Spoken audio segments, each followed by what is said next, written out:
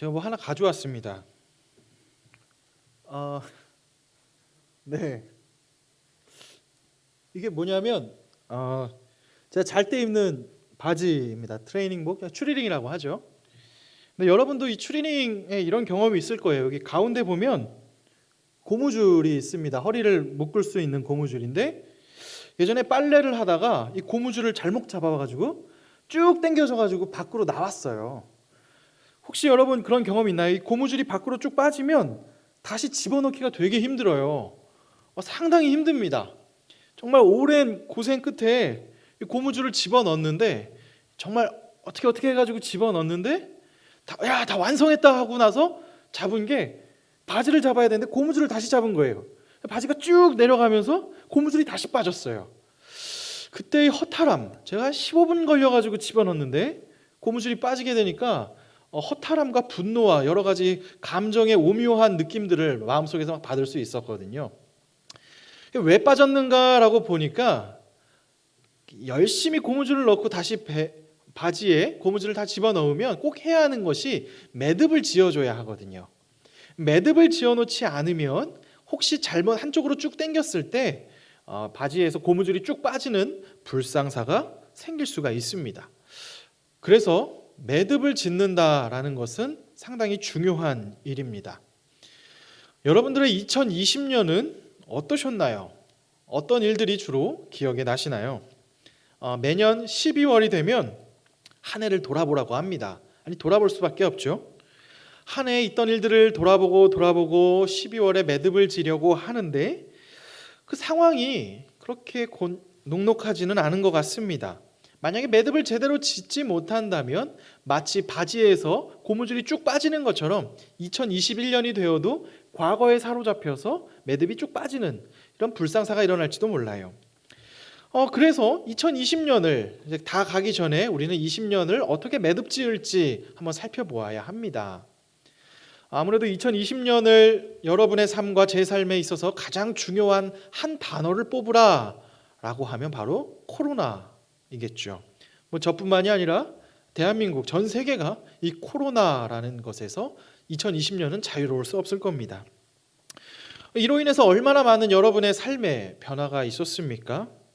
캠퍼스의 낭만을 꿈꿨던 20학번 또는 작년에는 좀 학교를 재밌게 다녔던 19학번, 18학번 친구들은 이게 웬일이에요? 지금 고등학교 때 하던 온라인 강의를 학교에서 계속 하고 있어요. 비싼 등록금은 계속 내는데 온라인으로 강의하는 이런 불상사, 캠퍼스의 낭만이 사라져버린 일들이 있죠. 또 몇 년간 공무원 시험을 열심히 준비했는데 막상 시험 보는 날 코로나 밀접 접촉자가 되어서 자가격리가 되어서 시험을 못 보게 되는 경우도 있었어요. 그런 경우 참 마음이 너무나 아픕니다. 또 어렵게 회사에 취업할 예정이어서 최종 면접을 앞두고 있는데 회사에서 그만 사람을 줄였어요. 그래서 안타깝게 사람을 안 뽑게 되어서 취업이 안 되는 상황. 또는 어렵게 취업이 돼서 회사에 들어갔는데 경기가 안 좋다 보니까 무급 휴가가 길어지게 되어서 제대로 생활비를 받을 수 없는 상황. 또는 더 나아가 퇴사를 당하게 되기도 하는 아픔. 여러분이 마음을 먹고 어떤 분은 자영업을 개업했을지도 모릅니다. 부모님께 빌려서 또 은행에 대출을 받아서 자영업을 열었는데 수입과 반대로 나아가는 임대료와 권리금과 여러 가지 대출 상환금들 때문에 눈물을 머금고 권리금도 챙기지 못한 채 처분해야 하는 아픔을 겪은 사람도 있을 것입니다.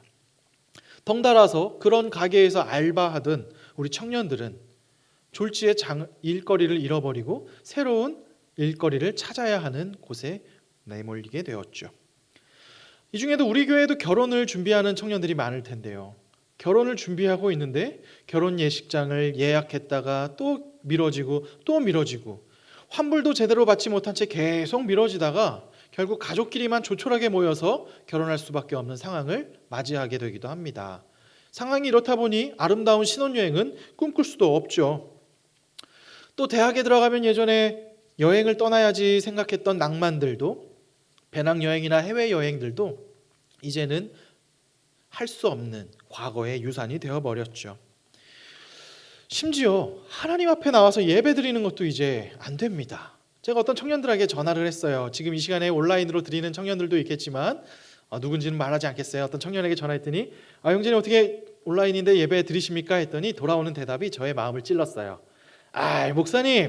목사님이나 온라인으로 예배하지. 저는 좀 실례합니다. 나중에 오프라인 되면 그때 나올게요. 나온다고 해서 너무 감사하긴 했는데 그 마음이 이해가 됐어요. 왜? 코로나는 우리에게 소중한 일상들을 다 앗아갔습니다. 2020년이 오기 전까지 아마 여러분들은 열심히 노력했고 열심히 준비했고 노력에 대한 결과를 보기 위해서 달려왔을 것이에요. 그런데 올해는 특별히 더 내 의지와 상관없이 코로나라는 거대한 상황과 악화 속에서 불행하고 힘들었던 슬픈 일들이 우리에게 너무 많았습니다. 이때 느끼는 가장 큰 감정은 아마 억울함이었을 거예요. 그렇다면 우리에게 질문할 수 있습니다. 슬프고 억울한 일이 많았던 2020년을 우리는 어떻게 매듭지어야 할까? 2020년 다시는 안 돌아보리 하는 곳이 될까요? 성경은 우리에게 어떻게 이야기하고 있을까요? 오늘 우리는 성경에서 두 사람을 찾아보려 합니다. 이 두 사람의 인생이 얼마나 억울한 일들이 있었는지, 그리고 그것을 어떻게 그들은 매듭을 지었는지 살펴보며 오늘 2020년을 매듭 지을 우리의 고백으로 가져와 보겠습니다. 우리가 먼저 볼 사람은 모세입니다. 모세는 태어나자마자 죽을 위험을 겪었어요. 그의 의지와 상관없이 태어나자마자 법령으로 남자아이는 다 죽여라 라는 법령이 나왔어요. 그래서 모세는 죽을 수밖에 없는 운명이었습니다. 하지만 하나님의 은혜로 말미암아 그는 살 수 있었어요. 강물에 버려지게 되었지만 다행히 그를 발견한 것은 또 이집트의 최고 권력자의 딸이었던 공주가 그를 발견했고 양자 삼았어요. 한마디로 말하면 태어나자마자 죽을 수밖에 없는 모세가 지금 그 나라의 최고 권력자 집안에 들어가게 되었어요. 여기까지만 해도 참 다이나믹한 스토리일 텐데 그는 그 이집트에서 왕자로 살면서 많은 교육을 받았어요. 그러면서 자신이 있는 이 제국의 산업 근간과 여러 가지 군사제도와 많은 경제적인 것들을 배우게 됐겠죠. 자기 제국을 지탱하고 있는 경제 근간이 무엇인지를 보게 되었는데 다름 아니라 자신과 동일한 민족인 이스라엘 사람들이 그 경제 기반에 있었다고 그는 보게 된 것이에요. 아마 젊은 혈기에 그는 마음을 먹었을지도 몰라요. 그래, 내가 이스라엘 출신인데 내가 이렇게 왕자까지 올라갔는데 내가 이들을 구원해줘야겠다. 내 동족들을 내 힘으로 내가 구원해줘야겠다는 자부심과 정의감이 있었을 거예요. 어느 날 그는 길을 가다가 자신과 같은 민족인 노예들이 매질을 당하는 것을 보게 됐습니다. 이집트 간부에 의해서 혹독한 노동에 의해서 매질을 당하는 걸 봤는데 주변에 다른 사람들이 없었어요. 그러자 모세의 정의감이 갑자기 끌어올랐습니다. 그리고 나서 그 이집트 간부를 말리고 그를 쳐 죽이게 됐어요. 아마 모세가 기대한 것은 노예 생활을 하던 이집트 사람들이 우리의 영웅이 나타났다. 우리를 구원할 메시아가 나타났다라는 정도의 반응을 보일 것을 기대했겠죠. 그런데 정반대의 기대였어요. 모세는 아무에게도 걸리지 않고 그런 환영을 받을 거라 생각을 했는데 정부가 알게 되고 재판을 받게 될 상황이 오게 된 거예요. 누가 이 사실을 알렸는가 봤더니 자기가 구해주려고 했던 이스라엘 사람들이 자기를 고발한 겁니다. 왜? 오히려 간부를 죽인 것이 자기들 책임이 될까 봐 겁이 났기 때문에 저 모세라는 사람이 이집트 간부를 죽였습니다라고 고발을 한 거죠. 모세는 지금 정의감에 넘쳐서 자기 민족을 구원하려 왔는데 돌아오는 것은 배신감과 아픔이 있었어요. 그래서 모세는 도망칩니다. 도망자의 신세가 되어서 사막으로 광야로 도망치게 됐습니다. 그리고 나서 그의 하반기의 인생은 그 사막에서 양치면서 보내게 되죠.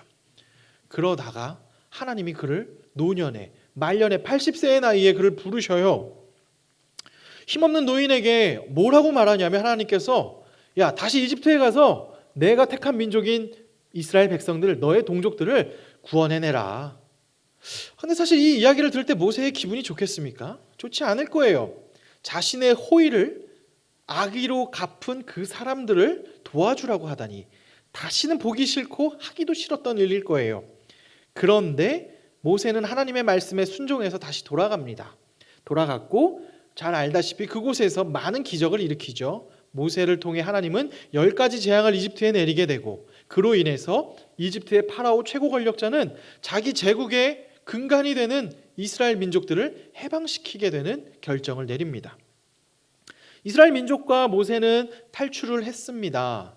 탈출하는 과정에서도 기적은 계속했어요. 지금 자기들 눈앞에 구름 기둥과 불 기둥이, 밤에는 불 기둥, 낮에는 구름 기둥이 인도해 주고 있어요.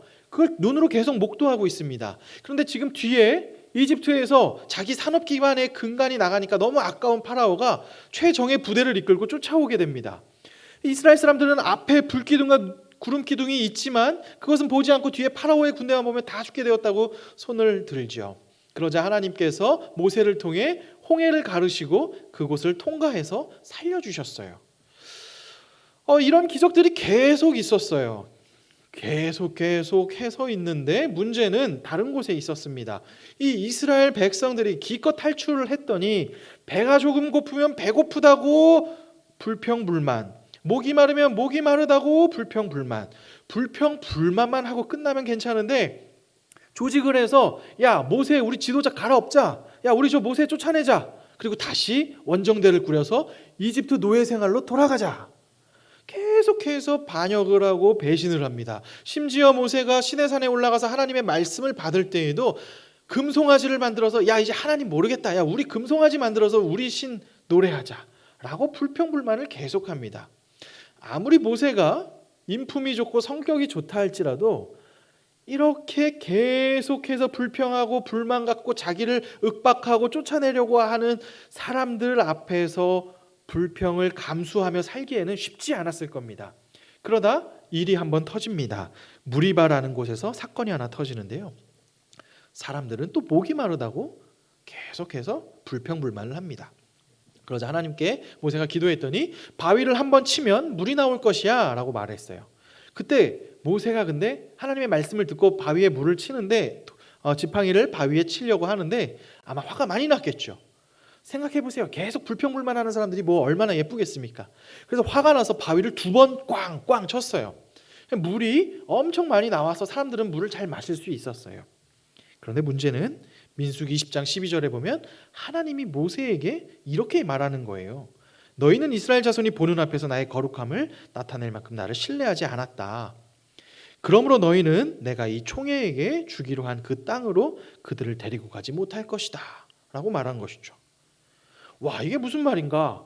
기껏 모세가 지금 하나님 말씀 순종해서 다시 광야에 갔다 나와서 열심히 맨날 나를 싫어하는 이 사람들을 데리고 열심히 순종해서 왔는데 이 바위 한번 2번 쳤다고 하나님은 야 모세 너 새로운 약속의 땅에 못 간다.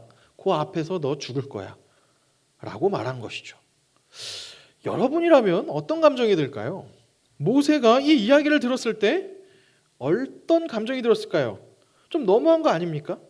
일생을 열심히 하나님의 말씀에 순종하면서 살았는데 기껏 반석 2번 친 거 가지고 약속의 땅에 못 들어가게 하다니, 야 이거 진짜 너무하고 억울한 일이 그에게 있는 것입니다. 또 억울한 일을 당한 두 번째 사람을 한번 보려고 합니다. 그 사람은 그로부터 한 2000년 뒤에 태어난 바울이라는 사람이에요. 바울은 당시 사회에서 잘 나가는 사람이었어요. 출세의 앞길이 짱짱한 탄탄대로였던 사람이었어요. 오늘날로 말하면 판검사쯤 되는 라인업을 타고 있었던 사람이에요. 바리새인 중에서도 가장 유력한 라인을 가지고 있는 바리새인이었기 때문에 이 바울은 가장 올라갈 수 있을 정도로, 높이 올라갈 정도로 갈 수 있는 유망주였어요. 그런 그가 예수님 믿는 사람들을 열심히 때려잡아서 자신의 주가가 더 올라갔는데, 그러다가 그가 예수님 믿는 사람을 저 원정 나가서까지 소탕해야겠다는 열정을 가지고 다마스쿠스라는 곳에 갔을 때 하나님이 그를 만나십니다. 그만 가던 원정대 중에 바울만 눈이 딱 멀고서 하나님이 말해요. 사울아 너는 왜 나를 핍박하느냐라고 말하면서 하나님이 그를 만나 주셔요. 어쨌든 그런 큰 사건을 겪고 난 뒤에 사울은 인생이 바뀌게 됩니다. 예수 믿는 사람을 핍박하고 유대인을 유대교를 더 흥왕시키는 것이 그의 삶의 목적이라고 생각했는데 그의 인생에 180도 바뀌게 돼서 예수 그리스도를 증거하는 것이 그의 사명이라는 것을 알게 되었어요. 그리고 고민하면서 하나님의 말씀을 더 묵상하는 가운데 자신에게 주신 특별한 사명을 발견하게 됩니다. 갈라디아서 2장 8절에 보면 바울은 자신에게 주신 특별한 사명을 이렇게 표현하고 있습니다. 베드로에게 역사하사 그를 할례의 사도로 삼으시니가 또 내게 역사하사 나를 이방인의 사도로 삼으셨느니라. 바울은 이런 고백을 해요. 베드로는 유대인들을 위한 사도라면 나는 헬라인 이방인들을 위한 사도다 라는 소명감을 갖게 됐어요. 그리고 나서 거기에 인생을 걸었습니다. 예수 그리스도께 인생을 걸었어요. 특히 오늘날의 터키 지역인 소아시아 지역에서 교회를 세우며 인생을 걸었어요. 그러다 오해를 받고 매질을 가고 감옥에 갇히는 등 여러 수모를 겪었지만 상관하지 아니하고 복음을 증거했습니다. 또 소아시아에서 넘어가 마케도니아와 그리스 지역에서 교회를 세우고 예수님을 증거했습니다. 바울의 목표는 한 가지였어요. 땅끝까지 복음이 증거되는 것. 바울에게 있어서 땅끝은 오늘날의 스페인이었어요. 스페인까지, 제국의 끝까지 복음이 증거되기 위해서 바울은 한 가지 명확한 소명이 있었던 것이 제국의 수도인 로마에 가서 교회를 세우고 예수님을 증거해야겠구나라는 확신이 있었어요. 바울이 예루살렘에서 감옥에 잡혔고 로마로 호송되어서 로마에 들어오게 됐습니다. 그런데 이미 로마에는 바울 이전에 세워진 교회가 있었어요. 그 교회의 사람들이 바울이 왔다는 소리를 듣고 환영을 처음에는 했습니다. 바울 사도가 왔다니 얼마나 기쁜 일인가. 와, 아시아와 그리스 지역에 그 많은 교회를 세운 바울 사도가 왔구나 하고 그를 환대해 줬어요. 그런데 그것도 잠깐이었고 바울은 거기에서 큰 상처를 받게 됩니다. 디모데후서 4장 16절은 왜 바울이 큰 상처를 받았는지 이렇게 나오고 있어요. 내가 처음 변명할 때 나와 함께한 자가 하나도 없고 다 나를 버렸느니라. 그들에게 허물을 돌리지 않기를 원하노라 라고 말합니다. 무슨 말인가 하면 로마에 있던 기독교 그리스도인들은 바울이 와서 반가웠는데 바울이 너무 강력하게 예수님을 막 증거하니까 부담스러운 것이에요. 자기들한테 피해가 오고 불똥이 튈까 봐 부담스러웠어요. 그래서 바울이 1차 재판을 받을 때 변론을 안 해줍니다. 바울의 편에 서지 않아요. 바울은 지금 그들을 만나서 세우고 그들을 세워서 사역으로 동역해서 같이 나갈 꿈을 가지고 로마에 왔는데 이게 웬걸? 그들은 나를 다 버렸고 바울 주변에 지금 누가밖에 없고 바울은 홀로 감옥에 갇혀있는 비참한 상황, 억울한 상황을 처하게 된 것입니다. 아까 말한 모세랑 지금 말한 이 바울 두 사람의 삶을 보면 하나님의 말씀에 순종했어요. 열심히 순종하고 열심히 살았어요. 그리고 누구보다 최선을 다해서 인생을 살고 준비를 했어요. 그런데 지금 억울한 일을 당합니다. 너무나 억울한 일을 당했어요. 그럴 때 이 두 사람은 이 억울함을 어떻게 매듭지었을까요? 아이 하나님 따위는 없구나. 에이 하나님 나를 섭섭하게 감히 이제 하나님 버리자 라고 했을까요? 먼저 모세는 그의 신명기의 마지막 설교에 그의 모든 신학과 사상이 담겨 있습니다. 신명기 30장 20절은 이렇게 말합니다. 내 하나님 여호와를 사랑하고 그의 말씀을 청종하며 또 그를 의지하라. 32장 6절은 이런 말을 합니다. 그는 내 아버지시오 너를 지으신 이가 아니시냐. 그가 너를 만드시고 너를 세우셨도다. 이 모세의 마지막 설교를 요약하면 이래요. 너희를 구원하신 분은 하나님이셔. 그러니 그 하나님을 기억하라. 그 하나님은 참 하나님이시고 이 세상에 창조하셨고 우리의 생사 여타를 죽고 사는 모든 문제를 주관하시는 분이 그 하나님이셔. 그러니 하나님을 끝까지 신뢰하라 라고 말한 것입니다. 사람인 모세의 입장에 있어서 하나님께서 마지막까지 야 너는 그 약속의 땅엔 못 간다 라고 말하면 얼마나 섭섭할 거예요. 사실 섭섭하고 속상할 수도 있죠. 하지만 모세는 그런 섭섭함이 자신을 감쌀 때 한 가지를 알았습니다. 사실 나는 죽을 수밖에 없는 사람이었는데 하나님의 택하심으로 말미암아 오늘까지 살 수 있었고 이집트 왕궁에서 교육을 받을 수 있었고 광야를 미리 체험하여서 이 사람들을 이끌어낼 수 있었고 하나님이 함께 하셔서 수많은 기적들을 보게 하셨으니 이미 주신 은혜가 그렇게 큰데 어찌 그 약속의 땅에 못 들어간다고 하여서 그것 때문에 하나님을 버릴 수 있는가라는 마음을 가진 거죠. 자신의 기준에서는 지금 참 섭섭하고 슬프고 억울하지만 하나님은 나보다 크시기에, 나보다 지혜로운 분임을 아시기에 그 하나님을 모세는 신뢰하고 나간 것입니다.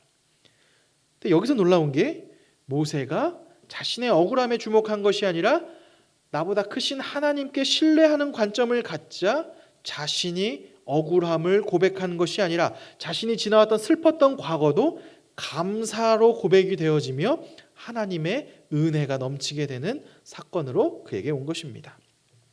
바울에게도 마찬가지입니다. 디모데후서 4장 7절에 바울은 이 억울한 상황 속에 이렇게 고백합니다.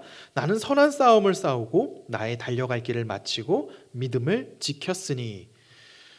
지금 바울의 상황이 아까 말했죠. 로마 교회 사람들이 다 자신을 모른 척하고 감옥에 홀로 외롭게 있는 그 상황 속에서 또 게다가 바울은 이제 자기가 죽을 거라는 것을 알게 되는 그런 삶조차도 얼마 남지 않은 것을 알게 되었을 때 그럼에도 불구하고 자신이 믿음을 지킬 수 있었던 이유를 이렇게 8절에 설명하고 있는 것입니다.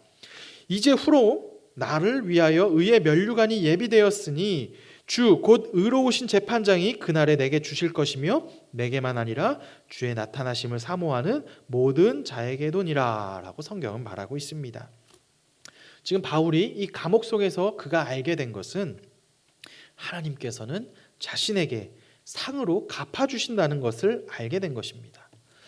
바울이 추구한 상은 물질적인 복이 아닙니다. 로또에 당첨되거나 거대한 저택을 소유하는 복을 얘기하지 않았습니다. 하나님이 주시는 상은 거기에 있지 않았음을 압니다. 만약 바울이 기대하는 상이 그거라면 감옥에서 무일푼으로 겉옷도 없어서 죽어가는 바울을 우리는 복되다 말하지 않을 것입니다.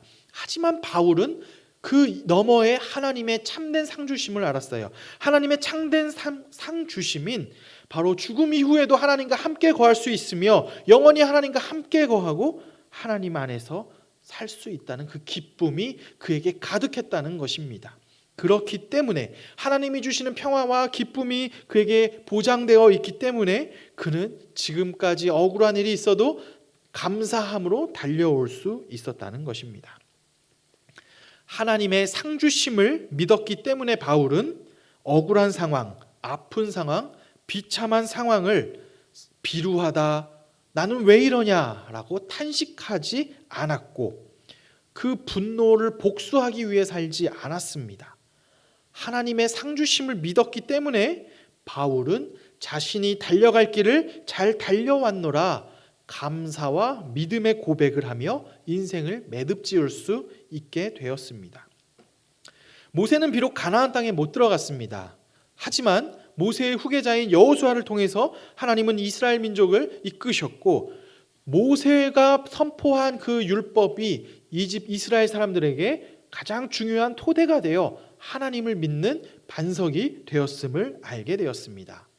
바울 역시 감옥에 갇혀서 비참하게 죽게 되었고 당시에는 바울이 세운 교회가 주요한 교회로 취급되지도 않았지만 지금 2000년이 지났을 때 기독교의 근간이 되는 교회를 바울이 세웠고 기독교의 신학을 이 바울이 토대를 놓았기 때문에 하나님은 바울을 정말 버리지 않고 세워줬음을 알게 됩니다. 오늘 이 두 사람의 이야기를 통해 알 수 있는 것은 지금의 상황이 억울하고 분노할 일이 있었지만 그런 분노와 억울함의 매듭이 아니라 하나님이 주관하시고 하나님의 상주심을 신뢰하는 관점에서 매듭을 지을 때 놀라운 결과를 가져왔다는 것을 알게 됩니다. 자, 그렇다면 이제 우리의 이야기로 가져와 봅시다. 우리의 2020년 사실 돌아보면 그리 행복한 일이 많지는 않았을 겁니다. 행복보다는 억울하고 아픈 일들이 더 많을 것이에요. 어쩌면 2021년 코로나가 끝나기 전까지도 비슷할 겁니다. 코로나로 인해서 취업이 안 된 사람들은 여전히 취업이 미정인 상태가 더 길어질 것이고요. 대학 생활의 낭만은 사라졌고 알바 구하기는 더 힘들고 결혼은 미뤄지고 무급 휴가가 길어졌던 2020년. 그래서 돌이켜볼 때 우리의 매듭은 불평으로 2020년은 최악이야, 나에게 있어서 좋지 않았던 해야라고 매듭 지어질 수도 있습니다. 하지만 그렇지 않습니다. 비록 2020년에 아픔과 힘듦, 억울함과 아쉬움이 있었을지라도 우리는 이를 믿음의 관점으로 봐야 합니다.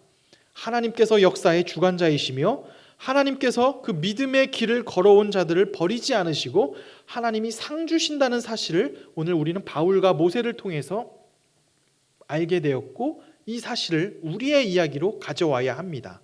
하나님이 나를 버리지 아니하시고 하나님이 우리에게 상 주심을 약속하시며 더 좋은 것으로 주실 것을 우리가 신뢰하고 나아갈 때, 그 하나님을 신뢰하고 나아갈 때 버리고 싶은 2020년의 기억이 감사의 기억으로 재해석될 것입니다. 슬펐던 2020년의 기억이 하나님이 위로하신 위로의 기억으로 2020년이 바뀌게 될 것입니다. 그렇기 때문에 우리 하나님께서 함께 하신 기억을 가지고 2020년을 매듭 지읍시다. 2020년을 하나님이 함께 하신 해로 선포하며 매듭 짓고 하나님께 감사합시다. 그럴 때 우리의 2020년은 슬프고 비루한 것이 아니라 하나님이 함께 하셔서 의미 있고 내 인생의 가장 소중한 한 해였노라 고백할 수 있을 것입니다. 여러분, 2020년 한 해 모두 수고 많으셨습니다. 그리고 하나님께서 함께 하셨습니다. 하나님께서는 앞으로도 2021년도 여러분과 함께 하실 것입니다. 그 하나님을 신뢰하고 나아가는 저와 여러분 되시길 주님의 이름으로 축원합니다.